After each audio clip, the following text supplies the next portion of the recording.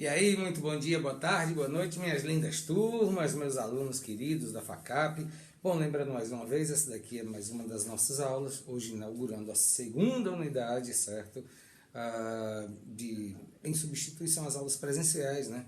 E estamos impedidos de nos encontrar por enquanto. Mas vamos lá, a gente vai superar tudo isso, com a graça de Deus a gente vai vencer e a gente vai poder se encontrar logo. Como eu disse, bom, e para quem estiver vendo, né, tá lá no meu canal do YouTube, então para quem não me conhece, meu nome é Rosenberg Alencar, sou professor de Introdução ao Estudo de Direito e também de Processo Civil. Nós vamos começar a nossa segunda unidade hoje e vamos começar estudando juizados especiais. Oh, que maravilha! Então quem gostar da nossa aula, dá uma curtida lá, acompanha o nosso canal, por favor, vai ser muito bom. Bom, nosso evento é praticamente acabado, tudo certinho. Falta somente aqui, ó, juizados especiais. Mas não se engane não, viu? São 59 artiguinhos aí, ó, pra gente, ó, estudar bastante. Eu estou falando 59 somente dentro do que a gente vai começar agora, que são os juizados especiais cíveis. Juizados especiais englobam também os federais e os da fazenda. Então, presta atenção. Juizados especiais, nós vamos começar hoje com juizados especiais cíveis, ok? Beleza? Então vamos embora, vamos começar a estudar os juizados especiais cíveis. Opa, não, desculpa aí, isso aí não é o juizado especial civil não, isso aí é o STF. Foi mal, acho que essa figura aí parou por aí por engano.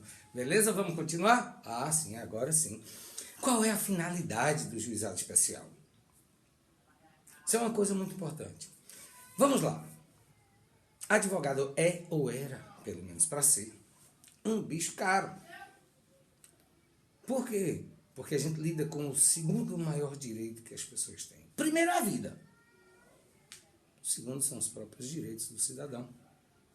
Então, muitas vezes, até para que você possa exercer o direito à vida, como no caso do plano de saúde, que nega o fornecimento de medicação ou de algum alimento especial, como leite, para quem tem alergia à lactose, você precisa se socorrer do judiciário. E para você se socorrer do judiciário, é necessário que você esteja com um advogado, porque sem advogado não há justiça e sem justiça não há democracia. Então vamos lá? Qual é a finalidade?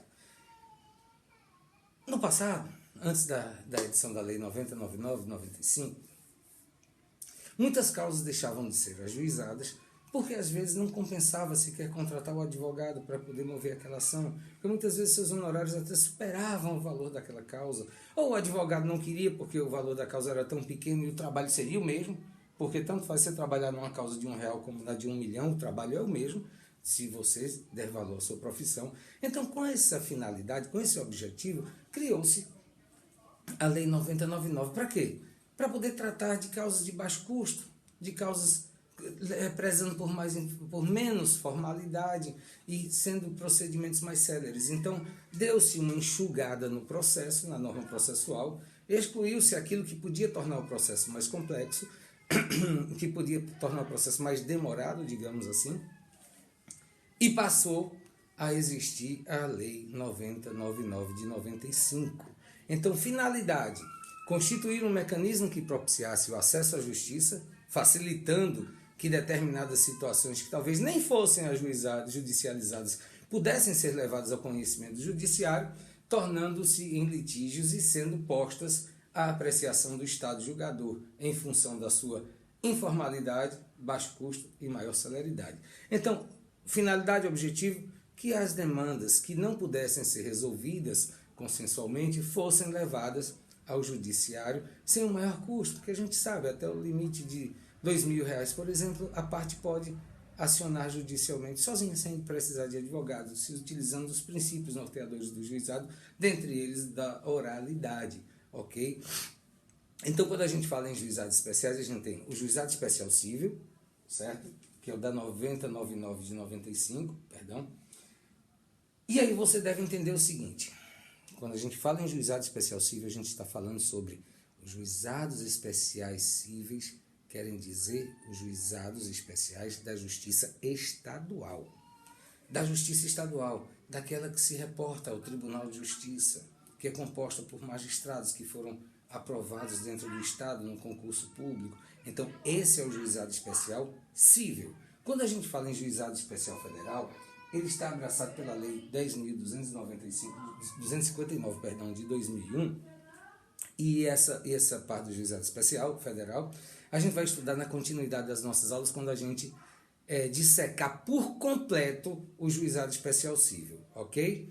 E também temos o juizado especial da Fazenda Pública, que será estudado também logo após o juizado especial federal, que está previsto na Lei 12.153 de 2009, já bem mais recente. Estão vendo que a coisa foi evoluindo, 95 juizado especial cível, 2001 juizado especial federal e 2009 juizado especial da Fazenda Pública, 2015 o CPC, que é uma maravilha, e agora só precisamos que essa Lei 9099 de 95 se adapte aos novos procedimentos do nosso CPC, como a gente vai dar uma verificada mais adiante. Então, dito isso, o que é que acontece? O juizado especial não foi uma criação ao acaso. Surgiu só em 95, mas desde 88 ele já era previsto, sabia? Pois é, velho. Como assim, Rosenberg, desde 88, desde a nossa Constituição? A nossa Constituição já previa a criação dos juizados especiais cíveis justamente para poder tratar dessas causas que não davam para serem judicializadas porque o valor era pequeno, porque alguém não queria, porque não tinha como, às vezes não compensava e ele não tinha como resolver. E a Constituição, ela garante o acesso à justiça a todos os cidadãos, independente de qualquer circunstância. Então, nessa condição, o artigo 98 da nossa Constituição prevê o seguinte, olha só, a União, o Distrito Federal, a União no Distrito Federal, e nos territórios e os estados criarão juizados especiais providos por juízes togados, que a gente vai entender a diferença de togados entre leigos no curso da nossa disciplina, ou togados e leigos, competentes para conciliação, julgamento e a execução de causas cíveis de menor complexidade, infrações penais de menor potencial ofensivo, mediante os procedimentos oral, sumaríssimo, permitidos nas hipóteses previstas em lei, a transação e o julgamento de recursos por turmas de juízes de primeiro grau. Vamos destrinchar o artigo 98? Bora lá. Daqui a pouco a gente se atém ao parágrafo primeiro. Primeiro, está dizendo que a União, no Distrito Federal, certo? E nos territórios, e os estados, então a União, no Distrito Federal e nos territórios, e os estados vão criar juizados especiais que possam tratar da conciliação, julgamento e execução de causas cíveis. Logo mais abaixo, de menor complexidade. Logo mais abaixo ele fala sobre infrações penais de menor potencial ofensivo. Vamos estudar isso? Não. Porque nosso curso é de processo civil, não de processo penal. Isso aí a gente deixa para os penalistas de plantão, que são os mestres no assunto, ok? Então, dos 60 em diante, é com eles, papai. A gente vai só até os 59. Acho que 59, é isso aí. Resumindo, causas de menor complexidade. Quando se fala em menor complexidade, na realidade a gente tem que entender, independentemente de todos os procedimentos que são adotados no juizado, como os princípios que são norteadores dele, temos aí o princípio da oralidade e tudo mais, independentemente de todos esses princípios, queira ou não queira, como a gente já falou em outras aulas, em outras disciplinas, todo processo possui uma fase cognitiva. Então todo processo é um processo de conhecimento. Por que, Rosenberg? Porque o magistrado vai precisar conhecer da causa para poder decidir. Ele não vai poder simplesmente prolatar uma decisão sem que tenha tomado conhecimento da matéria, por mais simples que ela seja, por menor que ela seja, por menos que se exija, haverá uma fase cognitiva. Então, quando a Constituição nos fala em causa de menor complexidade, hoje a doutrina trata muito mais sobre causa de menor valor econômico, traz mais relacionados a isso. Existem limitações, existem tetos para se acionar nos juizados, deixando logo vocês o valor de 40 salários mínimos. Mas a gente vai ver isso aí para o juizado especial cível, ok? Federal e Fazenda Pública é outra história, mas a gente só vê depois. Então, o que é que ocorre? Em se tratando de juizados especiais, essas causas de menor complexidade são aquelas que não há necessidade de perícia, Não há necessidade de uma produção de prova muito técnica, apesar de que o direito é feito de provas, né? Então é necessário que haja a produção de provas para quê? Para que o magistrado possa se convencer e assim prolatar uma sentença adequada, decente. Esse é o objetivo, tem que ser, tem que haver, não há como ser diferente de maneira nenhuma. Mas o juizado especial ele vai poder conciliar, julgar e executar as causas cíveis, que estejam aí dentro desse padrão de menor complexidade. Então, a menor complexidade tida pelo constitucionalista nessa época foi o seguinte, pelo constituinte dessa época, eram causas que seriam tratadas, que teriam menos complexidade em termos de sua produção de provas. Mas hoje se entende mais que mesmo uma causa que não tenha necessidade de uma grande produção de provas, ela tem lá uma pequena parte complexa. Mas, o que não desqualifica o que está dito na norma constitucional, nesse texto constitucional. E aí continua. Ah, tá, antes que eu me esqueça, e sobre o julgamento dos recursos, vão ter desembargadores? Não, não existem desembargadores. Como é que se forma o colegiado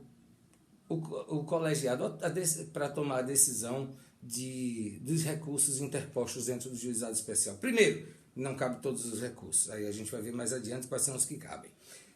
Segundo, não há desembargadores. Há juízes estaduais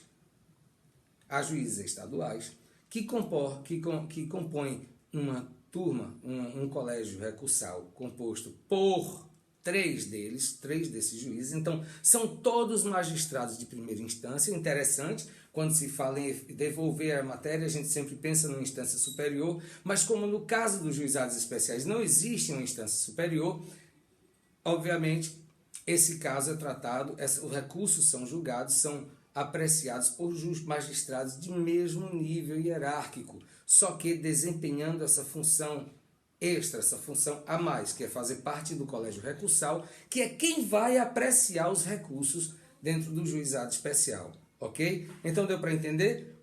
Os juízes de primeiro grau compõem o colégio recursal, que é quem vai apreciar os recursos que serão interpostos dentro da esfera do juizado especial. Belezinha? Vamos dar continuidade?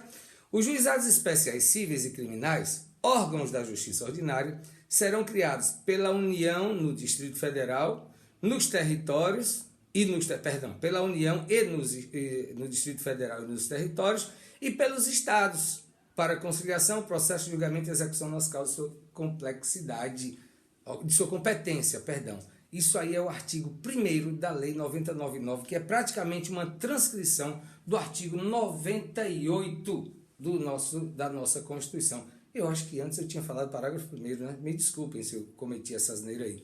Isso aí é o artigo 1º da Lei 9099 de 95, que está praticamente transcrevendo o que foi autorizado pela nossa Constituição Federal.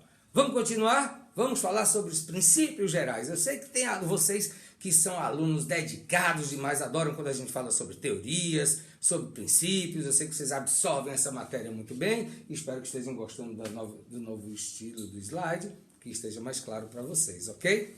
Vamos lá. Nos juizados especiais, existem todos os princípios que são norteadores do processo em geral. Tudo aquilo que você aprendeu em TGP, tudo aquilo que você aprendeu em Teoria Geral do Processo, em Processo Civil 1, todos aqueles princípios eles são aplicados normalmente, tipo esse princípio do devido processo legal, que está na Constituição, no artigo 5º, 54, princípio contraditório, ampla defesa, isonomia, imparcialidade do juízo, da inércia, em que o magistrado não pode fazer nada enquanto não provocado. Então, todos esses princípios, eles fazem parte, eles norteiam as normas do juizado especial civil, tranquilamente. Não há por que você excluir nenhum deles, porque esse princípio ele é fundamental para a existência dessa norma processual, para o desenvolvimento do processo. Então, esses princípios gerais, todos eles estão dentro da 9099 de 95, ok? Mas só que o juizado especial civil possui os seus princípios específicos que estão dispostos lá no artigo 2º da Lei 9099 e começa dizendo, olha, o processo orientar-se-á pelos critérios da oralidade, simplicidade, informalidade, economia processual e celeridade, buscando sempre que possível a conciliação ou a transação. A conciliação ou a transação, observem, desde lá de 99, o legislador já ficava pensando, nossa, como seria bom, como seria maravilhoso se nós conseguíssemos conciliar os processos. Então, observem que se você prestar um pouquinho de atenção, você vai ver que essa lei 9099, ela foi criada também como uma das formas de meios consensuais de resolução de conflitos. Porque ela objetiva a todo instante que haja conciliação. Claro, também a nossa norma processual assim o prevê, né? A gente sabe que dentro de um processo civil, a todo instante você pode conciliar. Tanto faz ser no ingresso da ação, na audiência de autocomposição, como já ser lá na fase de execução, após penhora, nas vésperas do leilão. A qualquer instante você pode conciliar. Vamos embora. Então, existem esses princípios que são especiais. E hoje, nessa aula, esses princípios específicos, hoje nessa aula a gente vai falar sobre o princípio da oralidade. Vamos destrinchá-lo um a um nessa sua sequência. Então, nosso primeiro princípio da oralidade. O que é que ele quer dizer, o princípio da oralidade? Que a maior parte dos atos processuais que forem praticados nos juizados deve ser oral. E apenas o essencial é que vai ser reduzido a termo. Então, a maior parte dos atos processuais vai ser praticado de forma oral, desde a queixa. Desde a apresentação da queixa. Já pode ser feita oral, lá, reduzida a termo apenas o que for essencial. O restante tudo pode ficar gravado em fita magnética ou equivalente, e nem ninguém usa mais fita magnética ou equivalente. A nossa tendência natural é que todo o judiciário se encaminhe para a filmagem, para filmar todos os procedimentos, porque é melhor, fica mais fácil armazenar. Hoje temos armazenamento em nuvem, que não ocupa espaço de HD e tudo mais. A gente tem que ver que a lei foi de 95. Então, antiguinha, né? Não existia tudo isso, aliás, nem a internet existia no Brasil nessa época. E por que desde a queixa? Se algum de vocês já teve a experiência de andar lá num juizado, vocês vão ver lá um lugarzinho chamado assim, ó, queixa. Queixa. Mas não era para ser chamado assim, era para constar o nome setor de atermação. Por que setor de atermação? Porque lá onde vai ser reduzido a termo, tudo aquilo que foi oralizado pela parte, quando foi prestar sua queixa. Então, setor de atermação, está lá no juizado especial. Está escrito como queixa, até para poder ficar mais fácil, para que a população, de um modo geral, possa entender. Então, queixa é lá onde você vai prestar queixa. É onde tudo aquilo que você disser vai ser reduzido a termo, ou seja, tudo que foi oralizado vai ser escrito. Não mais assim, né? Vai ser escrito. E aí vai dar início ao processo. Então, quando você vai e oraliza um ato dentro do juizado especial, o princípio da oralidade diz que a maior parte dos atos será oral e só será reduzido a termo aquilo que realmente for significativo para o processo. O que não for, não precisa. Não precisa. A queixa é, demais.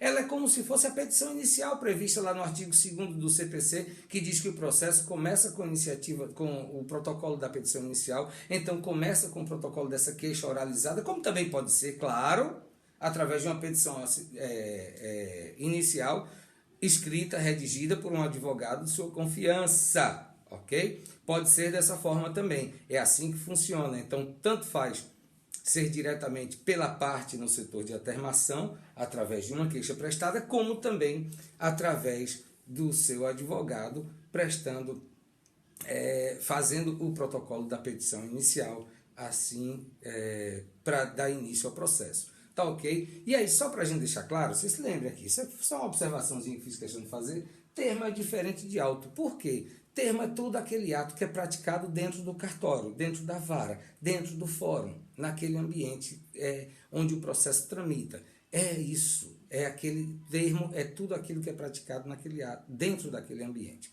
Já auto é aquilo que é efetuado fora das hostes do cartório. é toda a documentação de um ato processual realizada fora de um cartório. Então, quando você tem a documentação de um ato judicial praticado dentro do cartório, é um termo. Quando você redige uma ata de uma audiência, você reduziu a termo tudo aquilo que foi oralizado. Quando você faz a citação de uma parte, você assina uma certidão, e isso você tem que reduzir a termo todo aquele ato dizendo que a parte compareceu espontaneamente e tudo mais. Então, termo, redução de um ato processual praticado dentro do cartório. Cartório que eu falo, cartório é o local onde a vara funciona, ok? Auto, a documentação de um ato processual praticado fora das hostes do cartório. E aí, a gente tem o artigo 13, cujo caput está omisso, certo? Não vale a pena a gente estudá-lo agora. Dele nos interessa apenas o parágrafo 3º neste momento, em que corrobora tudo o que a gente mencionou anteriormente e vem dizendo o seguinte: olha, apenas os atos considerados essenciais serão registrados resumidamente em notas manuscritas, não mais, graças a Deus, datilografadas. Oh, meu Deus, eu tô ficando tão velho que eu me lembrei ontem que eu fiz curso de datilografia. Olha só, meninos, a idade é fogo, ela chega mesmo. Taquigrafadas ou estenotipadas? Estenotipadas? A gente vai entender agora, eu fiz questão de trazer para vocês. Os demais atos gravados poderão ser gravados em fita magnética ou equivalente, que será inutilizada após o trânsito em julgado da decisão. Trânsito em julgado da decisão, você sabe o que é, né? Pelo amor de Deus, senão não estaria no 8º período do nosso querido curso de direito, cujo objetivo é ganhar dinheiro mesmo, e salvar vidas e direitos, por aí vai. Bom, enfim, trânsito em julgado é quando o processo não comporta mais recurso, quando não cabe mais se fazer absolutamente nada para apreciar ou reapreciar a matéria que já foi julgada. Então, nessas circunstâncias, ocorre o trânsito em julgado. Não cabe mais. Mas, Rosenberg, aqui está dizendo que os demais atos poderão ser gravados em fita magnética ou equivalente e que será inutilizada após o trânsito em julgado da decisão. Vai se destruir o processo? Após o trânsito em julgado, o processo no juizado especial pode ser? Pode. Particularmente, eu não conheço casos. Né? Também porque também não trabalho dentro do juizado, não sou servidor público, sou advogado e professor com muita honra e muito prazer. Mas pode. Por quê?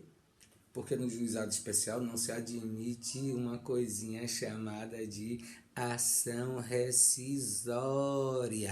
Ok? Como não comporta ação rescisória, logo após o trânsito em julgado, se por ordem do magistrado ele quiser destruir todo aquele processo, pode destruir. Porque ele transitou em julgado, ninguém vai mexer mais nele, ninguém vai fazer nada. Todos os atos que tinham que ser praticados já foram, a alvará que tinha que ser recebido já foi entregue, não há mais discussão de absolutamente nada, já se pagou tudo, já se cumpriu a decisão. Se ele quiser, pode. Por quê? Porque o parágrafo 3º do artigo 13 da Lei 90.995 de 95 nos permite que se faça isso, ok? Beleza? Então, por quê? Pode ser, porque não comporta a ação rescisória, que é uma ação complexa, que objetiva anular ou modificar a sentença que foi transitada em julgado até 2 anos após o seu trânsito. Então, vamos lá. O que é que acontece? A gente falou aqui no artigo 13 sobre taquigrafadas ou estenotipadas. O que é taquigrafadas? Taquigrafia é o ato de se registrar à mão. É muito interessante. Você pode dar uma olhadinha aí, entre no YouTube e coloque aí taquigrafia no STJ. Você vai ver como é interessante o trabalho dos taquígrafos, de quem faz a taquigrafia. Durante as sessões lá, eles estão lá ensandecidos, desenhando símbolos com papel e caneta ou lápis. Os instrumentos de trabalho deles são lápis ou caneta e papel, e aqueles símbolos representam muitas vezes palavras simples ou frases inteiras, e trabalham sempre de acordo com os fonemas. Não é que aqueles símbolos representem somente aquilo, mas os fonemas, tudo aquilo que for falado naquela palavra, naquela frase, é representado por um símbolo. Então, esses símbolos, eles representam os fonemas das palavras e das frases. Então, o material de trabalho deles é esse. Depois, o que é que eles fazem? Eles transcrevem tudo aquilo que foi dito para o sistema do Tribunal de Justiça, do STJ. Então, está lá. Eles se utilizam muito disso. Já a estenotipia é o ato de registrar através de uma maquininha. É uma maquininha quadradinha assim, com umas teclas que não possuem letras e números, não são alfanuméricas. A combinação delas vão fazendo símbolos que formam palavras e frases inteiras. Sabe onde é que você vê muito isso?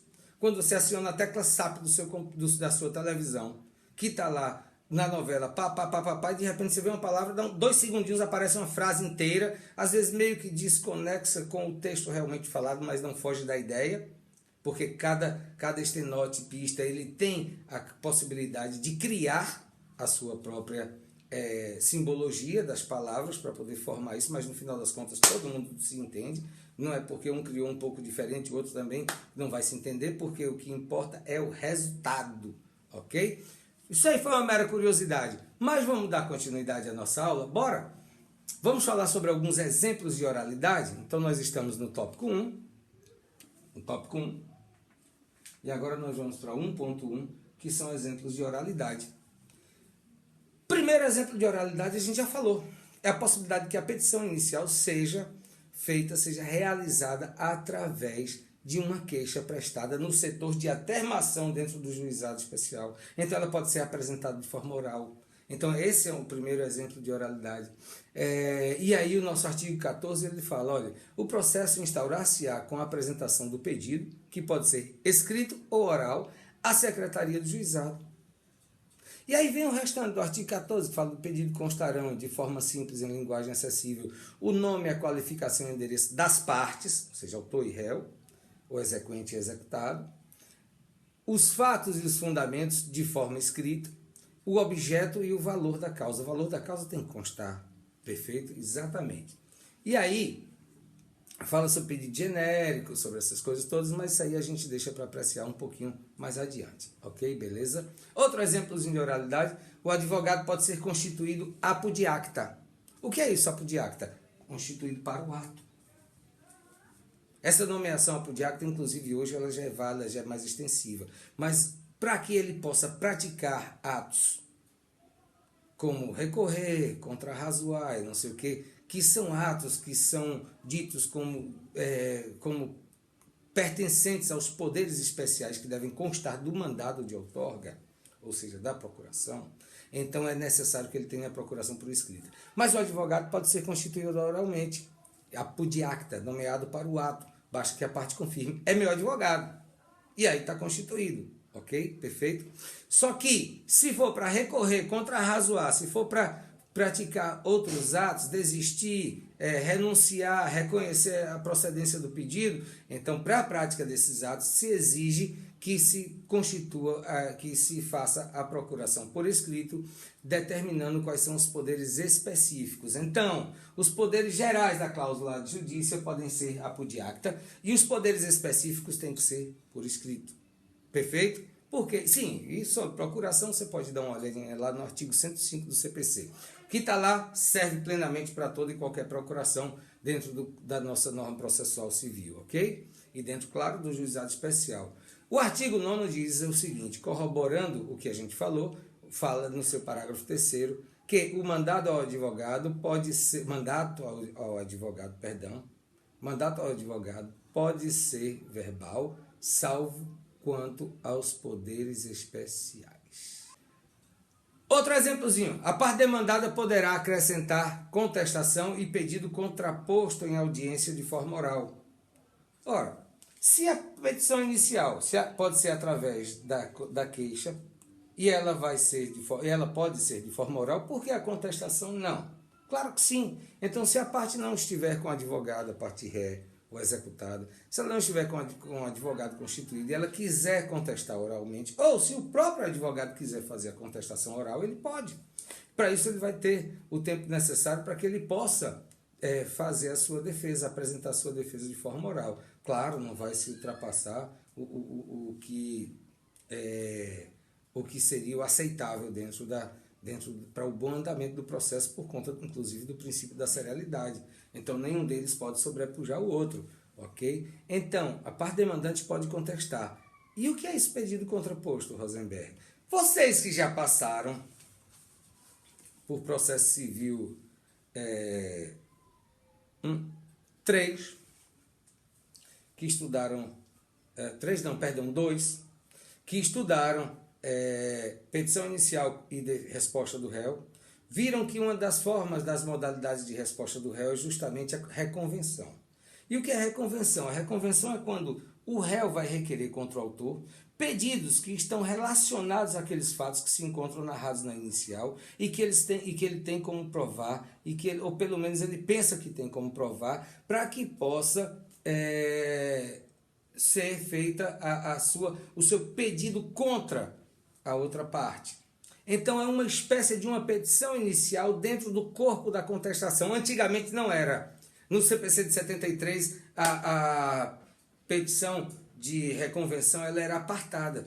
Por quê? Porque se pagava inclusive custas para que ela pudesse ser processada, apreciada, processada, julgada. E tinha que ser protocolada dentro do mesmo prazo da contestação. Hoje não mais. É dentro do próprio corpo, em tópico próprio. Ali você vai atribuir valor, vai atribuir tudo. E o que é que acontece? Vai ser concedida à parte autora, dentro do mesmo prazo para a réplica, o prazo para que ela possa contestar a reconvenção, rebater, impugnar a reconvenção. Então é uma espécie de um inicial dentro da própria contestação. Isso torna o processo o quê? Complexo. E para não haver essa questão da complexidade processual, o legislador criou o pedido contraposto. É mais ou menos o que seria a reconvenção, só que a defesa tem que ser apresentada de forma oral, dentro da própria sessão da audiência que está ocorrendo. É assim que funciona o pedido contraposto. É aquilo que você pede contra o autor, da mesma forma que na reconvenção, só que não há necessidade de se haver um prazo para uma réplica e tudo mais, salvo se, de repente, houver a juntada de um calhamaço de 500 mil documentos, e aí o magistrado, obviamente, por uma questão de bom senso, para que não prejudique o princípio da ampla defesa e também o da celeridade processual, porque ele vai perder o resto do dia todo, ele pode conceder um prazo para que haja apresentação da réplica contendo a sua impugnação ao pedido contraposto. Mas, se lembrem, isso não é a regra, isso é a exceção, diferentemente da reconvenção apresentada dentro da contestação no processo do procedimento comum, dentro da justiça comum, ok? Perfeito? E aí o artigo 30 ele diz: a contestação, que será oral ou escrita, conterá toda a matéria de defesa, exceto a arguição de suspeição ou impedimento do juiz, que se processará na forma da legislação em vigor. Vamos lá? Vamos continuar com mais um exemplozinho de oralidade? Como não é permitida a produção de prova pericial, porque a gente já viu que a produção de prova pericial pode tornar o processo complexo. Então, como não há produção de prova pericial, o magistrado pode, em audiência, ouvir assistentes técnicos. Tanto técnico de sua confiança, assistente técnico de sua confiança, como também das partes. Porque aí o que é que pode haver? A inquirição do perito ou do técnico de confiança do magistrado vai esclarecer pontos relacionados ao processo, desde que isso não torne a causa complexa.